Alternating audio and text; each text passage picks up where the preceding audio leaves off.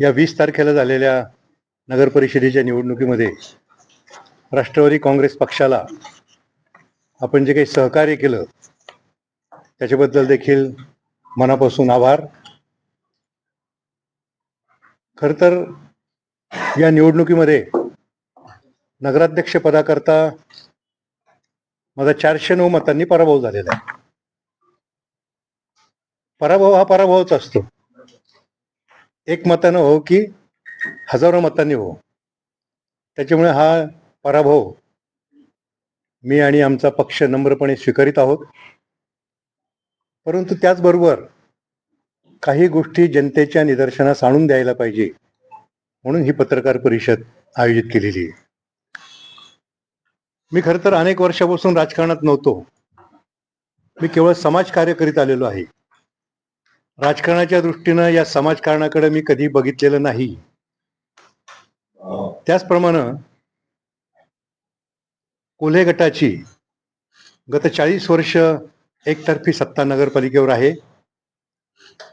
त्याच्यामुळे त्यांचे उमेदवार सुद्धा गेले 40 वर्षापासून कार्यरत होते आणि मी केवळ आशुतोष दादांच्या कामामध्ये जे अडथळे विरोधक आणत होते, ज्या विकास कामांना विरोध करीत होते, त्यामुळे आशुतोष दादांच्या विकासाच्या कामाला साथ देण्यासाठी राज्याचे उपमुख्यमंत्री अजितदादा पवार यांच्या आदेशानं या निवडणुकीत उतरलो होतो.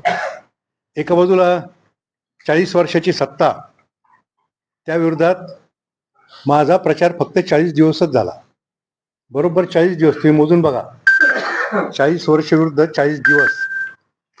तरी सुद्धा जे काही मतं राष्ट्रवादी काँग्रेस पक्षाला मिळालेले आहेत किंवा मला मिळालेले आहेत, मला 43,246 मतापैकी 18,094 मतं मिळाले आणि समोरच्या उमेदवाराला 18,503 मतं मिळाले. परंतु सत्तेवर आलेल्या पक्षानं एक गोष्ट लक्षात ठेवली पाहिजे आणि जनतेने लक्षात ठेवली पाहिजे. त्यांना जरी 18,503 मतं मिळालेले असले तरी मला आणि इतर उमेदवारांना मिळून केलेल्या मतांची बेरीज केली तर ती तब्बल 24,357 इतकी होती. म्हणजे सत्ताधारी पक्षाला मिळालेले मतं फक्त 43% आहेत आणि त्यांच्या विरोधात तब्बल 57% मतं आहेत. या 57% मतांचा आदर त्यांनी नगरपालिका चालवताना केला पाहिजे आणि त्यांना मिळालेल्या 18,503 मतामध्ये सुद्धा हे मतं सगळे कमळाचे नाही. माझ्याकडे जी आकडेवारी अजून उपलब्ध झालेली नाहीत त्या छत्रीच्या आणि इतर उमेदवारांचे सुद्धा मतं आहेत. इतर जिल्ह्यामध्ये किंवा इतर तालुक्यांमध्ये जे काही कमळ फुललं त्या पद्धतीनं कोपरावात कमळ फुललेलं दिसत नाही. आणि जे काही फुललं ते गुंडगिरीच्या जोरावर, ते धनशक्तीच्या जोरावर. आज आशुतोष दादा आणि आम्ही सगळ्या उमेदवारांकडून जो आढावा घेत होतो त्यात या धनशक्तीचा आणि दांडगईचा अनुभव आम्हाला ऐकायला मिळाला. मी ज्या प्रभागात राहतो त्या प्रभागात तर संपूर्ण कोल्हे कुटुंबाला येऊन थांबावं लागलं आणि गुंडगिरी करावी लागली. त्यामुळेच मी पुन्हा सांगतो की हा गुंडगिरीचा सुद्धा विजय आहे. आमचे जे काही 11 उमेदवार निवडून आलेले आहेत त्यांचं नगरपालिकेच्या कामकाजात निश्चितपणे सहकार्य राहील. परंतु नगरपालिकेचं कामकाज हे प्रामाणिकपणे, पारदर्शीपणे ज्या ज्या ठिकाणी होईल त्याच ठिकाणी आमचं सहकार्य राहील आणि कोपरावच्या विकासाच्या कामात तर आमचं नेहमीच सहकार्य राहील. विरोधी पक्षांनी जो आतापर्यंत आशुतोष दादांच्या विकासाच्या कामामध्ये खोडा घालण्याचा प्रयत्न केलेला आहे तसा खोडा आम्ही अजिबात घालणार नाही. विकासाच्या कामाला आम्ही नक्की साथ देऊ. परंतु ज्या ज्या ठिकाणी सत्ताधारी पक्षाकडून चुकीचं काम केलं जाईल त्याला आमचे 11 नगरसेवक हे खंबीरपणे उभे राहतील. त्याचबरोबर राष्ट्रवादी काँग्रेसचे कार्यकर्ते हे सुद्धा शहरामधून त्याला खंबीरपणे विरोध करतील याची नोंद विरोधी पक्षांनी घ्यावी असं या पत्रकार परिषदेमध्ये माझं सर्वांना आव्हान आहे. आणखी एक बाब मी निदर्शनाला आणून देऊ इच्छितो की या निवडणुकीमध्ये समता या नावाला टार्गेट केलं गेलं. ही निवडणूक काही समता पतसंस्थेची नव्हती, परंतु काही थकबाकीदारांना हाताशी धरून, जे थकबाकीदार गुन्हेगार आहेत, ज्या थकबाकीदारांनी पतसंस्था अडचणीत आणण्याचा प्रयत्न केला, त्यांना हाताशी धरून विरोधकांनी माझी बदनामी करण्याचा प्रयत्न केला. अर्थात त्यांनी किती बदनामी केली, मी ठामपणे सांगू इच्छितो की समताच्या ठेवीदारांचा विश्वास हा आमच्यावर अटळ आहे आणि थकबाकीदारांवर जे काही आम्ही कारवाई करतो किंवा जी काही वसुलीची कठोर कारवाई करतो, ती ठेवीदारांच्या हिताकरता करतो. ठेवीदारांच्या ठेवींचं रक्षण झालं पाहिजे, त्याकरता थकबाकीदारांवर आम्ही कारवाई करतो आणि ती कारवाई याच्या पुढे सुद्धा खंबीरपणे, कठोरपणे, परंतु कायदेशीररित्या चालूच राहील. विशेषतः ज्या पद्धतीच्या पत्रकार परिषदा घेतल्या गेल्या, ज्या पद्धतीचे पत्रकं वाटले गेले, कोपरावच्या राजकारणात खचितच असा कधी प्रसंग आला असेल. शेवटच्या दिवशी सुद्धा माझ्या विरुद्धचे परिपत्रक रस्त्यावर फेकण्यात आले. घरात वाटा ना तुम्ही, रस्त्यावर फेकण्यात आली परिपत्रक. आणि अशा पद्धतीनं समताला जो बदनाम करण्याचा प्रयत्न केला गेला, त्यामधून मला मुद्दाम सांगावं असं वाटतं की समता पतसंस्थेच्या ठेवीदारांना लिक्विडिटी बेस्ड प्रोटेक्शन स्कीमचं अभेद्य कवच आहे. आम्ही त्याला नेहमीच म्हणत आलेलो आहे की समता पतसंस्थेच्या ठेवीदारांना अभेद्य सुरक्षा कवच आहे आणि त्या सुरक्षा कवचाला कुठे देखील धक्का पोहोचलेला नाही. आजही समता पतसंस्थेच्या 99.28% ठेवीदारांच्या 55 लाख रुपयापर्यंतच्या ठेवी सुरक्षित आहे. ही विरोधकांना आम्ही दिलेली,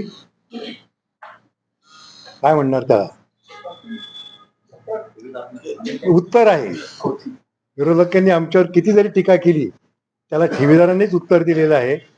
त्याच्यामुळे समताचं हे अभेद्य सुरक्षा कवच आहे. यापूर्वी खरं तर मला 3 ते 4 वेळा निवडणुकीच्या पराभवाला सामोरं जावं लागेल. नगराध्यक्ष पदाच्या निवडणुकीला मी काही एक व्हिडिओ प्रकाशित केला होता, त्याच्यामधून कसे कसे मला धोके देऊन मला पराभवाला सामोरं जावं लागलं हे तुम्ही सगळ्यांनी ऐकलं असेल. यावेळेस जो पराभव झाला, अशा प्रकारची धनशक्ती आणि दंडुकेशाही यापूर्वीच्या कोणत्याही निवडणुकीत मला पाहावयास मिळाले नाही. परंतु या गुंडशाहीला देखील आम्ही निश्चितपणे पुरून उरणार आहोत. पूर्वी जेव्हा माझा पराभव झाला, त्यावेळेस तर माझ्या पाठीमागं मी ज्या पक्षातर्फे निवडणूक लढवायचो त्याचे नेते सुद्धा माझ्या मागे नाही उभे राहिले. परंतु आज आशुतोष दादा आणि काळे कुटुंबीय माझ्या मागं खंबीरपणे उभे आहे. त्याच्यामुळे मला हे जनतेची लढाई, यापूर्वी जसं समाजकारण माझं चालू होतं, आता तर मला काळे परिवाराची साथ मिळाली समाजकारण करायला. हे माझं समाजकारण काळे परिवाराच्या माध्यमातून, राष्ट्रवादी काँग्रेस पक्षाच्या सर्व पदाधिकाऱ्यांच्या माध्यमातून आणि जनतेच्या पाठिंब्यावर निश्चितच चालू राहणार आहे. निवडणूक जी झाली 2025ची, आपल्या सर्वांना कल्पना आहे 2016 नंतर ही निवडणूक होते. 9 वर्षानंतर ही निवडणूक होते आणि म्हणून या निवडणुकीला विशेष महत्व सर्वांच्या दृष्टीने त्या ठिकाणी होतं. 2016 साली राष्ट्रवादी काँग्रेस पक्षाचं आम्ही पूर्ण पॅनल त्याही वेळेस उभा केलेला होता. त्यावेळेस 7 सदस्य आमचे निवडून आले होते, बाकीचे पराभूत झाले होते. नगराध्यक्ष हे सुद्धा पराभूत झाले होते आणि त्यावेळेस नगराध्यक्ष हे अपक्ष विजयरावजी भाडणे त्या ठिकाणी निवडून आले होते. खाली भारतीय जनता पार्टी आणि शिवसेनेची मेजॉरिटी होती म्हणून त्यांचं उपनगराध्यक्ष त्यांनी केलं होतं. आता 2025ला यावेळेस सुद्धा आम्ही पूर्ण राष्ट्रवादी काँग्रेस पक्षाचं पॅनल उभं केलं. मागच्या पेक्षा काकांच्या बरोबर काकांना नगराध्यक्ष पदाचे उमेदवार म्हणून आणि जी काही आमची कार्यकर्त्यांची संख्या असेल किंवा काय उमेदवार असतील त्याच्यामधून 11 सीट आता निवडून आलेले. 3 सीट थोड्या मतांनी त्या ठिकाणी पराभूत झाले. म्हणून मागच्या वेळेपेक्षा चांगली परिस्थिती या ठिकाणी पार्टीची नगरपालिकेमध्ये आहे. म्हटलं तर आकडेवारीवर काही चुकीचं ठरणार नाही. नगराध्यक्ष पदाचे उमेदवार काकाजींनी सांगितलं का 409 मतं 0.94% 0.94% एवढं मताधिक्य फक्त कमी पडलंय. त्याला कारण काय वगैरे सगळं त्यांनी सांगितलेलं आहे. आता नगराध्यक्ष आणि खाली 19 नगरसेवक सत्ताधारी गटाचे आहेत. त्याच्यामध्ये भारतीय जनता पार्टीचे आणि लोकसेवा आघाडीचे आणि एक अपक्ष असे एकत्रित संख्या त्यांची आहे. त्याच्यामध्ये 4 लोकसेवा आघाडीचे आहे, 4च आहे ना, आणि एक अपक्ष आहे. तर मागच्या वेळेस पण आम्ही विजयरावजी वहाडणे यांना बिनशर्त पाठिंबा विकासाच्या मुद्द्यावर त्या ठिकाणी दिलेला होता. आणि आता सुद्धा जे काही छत्री आणि कब्बशीचे जे काही 5 नगरसेवक आहे, जर त्यांना उपनगराध्यक्ष असेल, सगळ्या कमिटीचं काही सदस्य किंवा कमिटीचे सभापती म्हणून त्यांना सगळीकडे संधी पाहिजे, तर त्यासाठी आमचा बिनशर्त पाठिंबा त्यांना राहील. त्यांचे 5 आणि आम्ही 11. त्यांनी काय मला विचारलेलं नाही. मी स्वतःहून शहर विकासाच्या दृष्टीने, आता नगराध्यक्ष बीजेपीचा आहे आणि जर समतोल ठेवायचा असेल तर खाली बाकीच्या लोकांनी एकत्रित येऊन उपनगर अध्यक्ष असेल, सभापती असेल, कोण असेल, काय ठरवायचं तो त्यांचा अधिकार, पण त्या सर्व निर्णयाला आमचा पाठिंबा राहील आणि एक समतोल शहरामध्ये राहील. कुठले विकास कामं असतील योग्य पद्धतीने होण्यासाठी कुठल्याही ठरावाला काही त्या ठिकाणी विरोध होऊ नये. तर आतापर्यंत प्रत्येक गोष्ट कोर्टामध्ये न्यायची किंवा सभागृहामध्ये विनाकारण विरोध करायची, कामं लांबवायची, नागरिकांना त्या ठिकाणी झुलत ठेवायचं, अशा पद्धतीचं राजकारण आजच्या काळामध्ये झालेलं आहे. आणि म्हणून ही व्यवस्था किंवा हा पर्याय आम्ही त्या 5 नगरसेवकांना त्या ठिकाणी देऊ इच्छितो.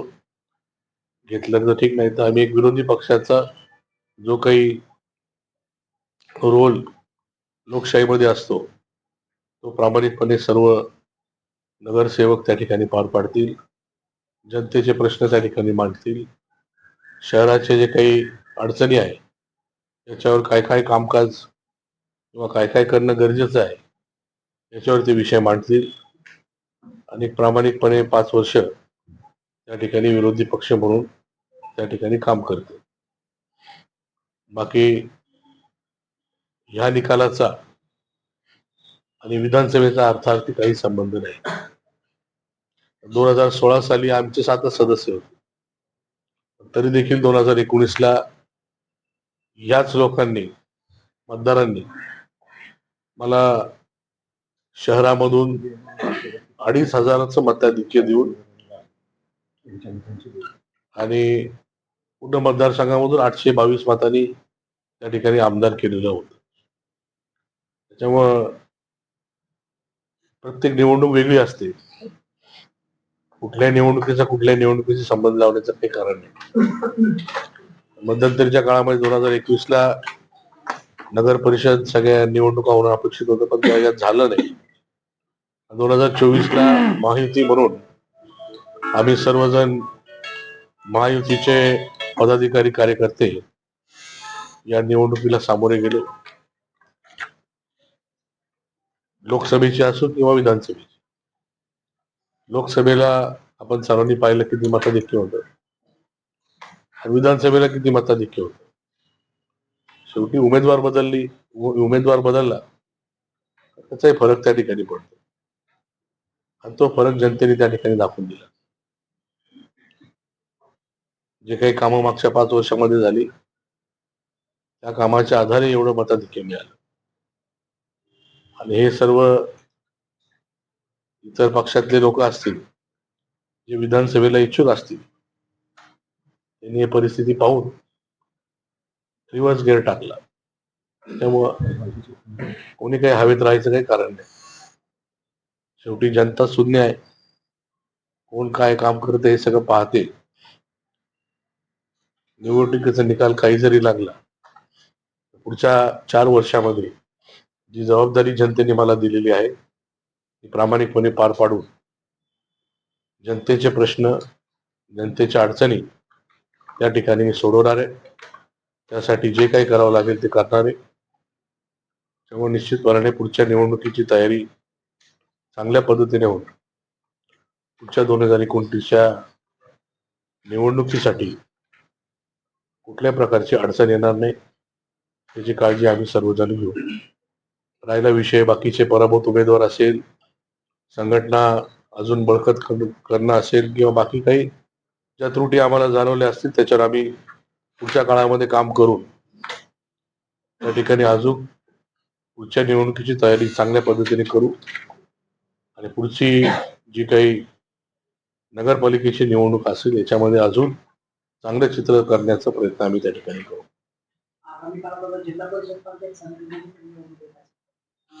त्याची तयारी पण आमची चालू आहे. त्याच्या काही मुलाखती झालेल्या आहेत. इतर जे काही आम्ही काय म्हणता का कोर कमिटीचे मेंबर्स किंवा काही टीम अशी पाठवली होती तर प्रत्येकाची चर्चा करून गावातून एक उमेदवार जर सुचवायचा झाला तर तो कोण असावा. ते आरक्षण त्यावेळेस पडलेलं नव्हतं. नंतरच्या काळामध्ये आरक्षण पडलं. आता परत एक जरा सर्वांची आयडिया घेऊन त्या ठिकाणी ते उमेदवारांना लवकरात लवकर कामाला लावून जिल्हा परिषद पंचायत समितीला आम्ही मागचा निकाल घेण्याचा प्रयत्न करू असा आमचा प्रयत्न त्या ठिकाणी राहील.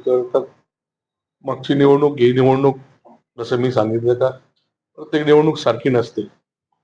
तरी देखील आम्ही त्याच्या जवळ जाण्याचा प्रयत्न करू.